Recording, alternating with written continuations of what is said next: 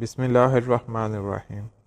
1500 سال پہلے ہمارے رسول صلی اللہ علیہ وآلہ وسلم کی بتائی گئی نشانیاں جو سچ ہو رہی ہیں۔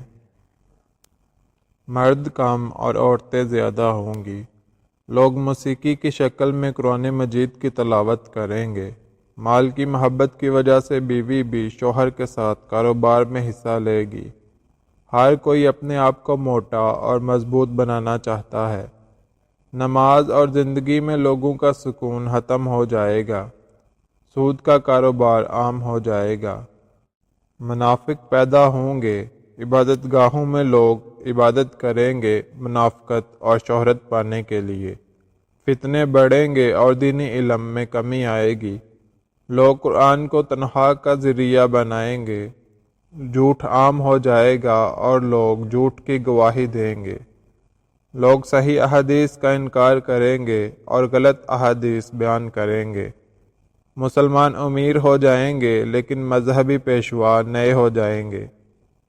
کفر آسان ہوگا۔ انسان صبح مسلمان اور شام کو کافر اور شام کو مسلمان اور صبح کافر ہوگا۔ آنے والی ہر نسل پچھلی نسل سے بدتر ہوگی۔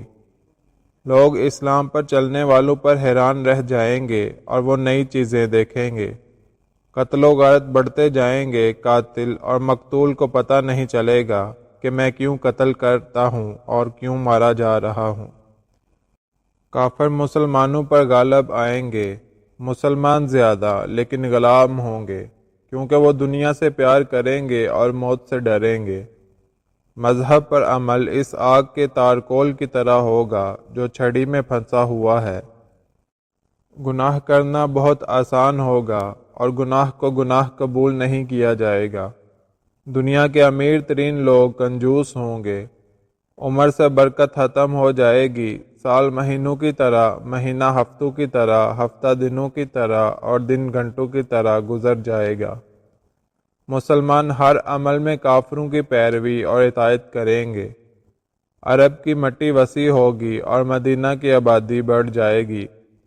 لوگ زکوٰۃ لینے کے اہل نہیں ہوں گے اور پھر بھی زکوٰۃ مانگیں گے۔ عورتیں سجتی ہوں گی پھر بھی ننگی ہوں گی، مطلب کپڑے اتنے نازک ہوں گے کہ جسم کی طرح نظر آئیں گے۔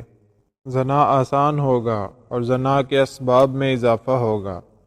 جہالت عام ہو جائے گی۔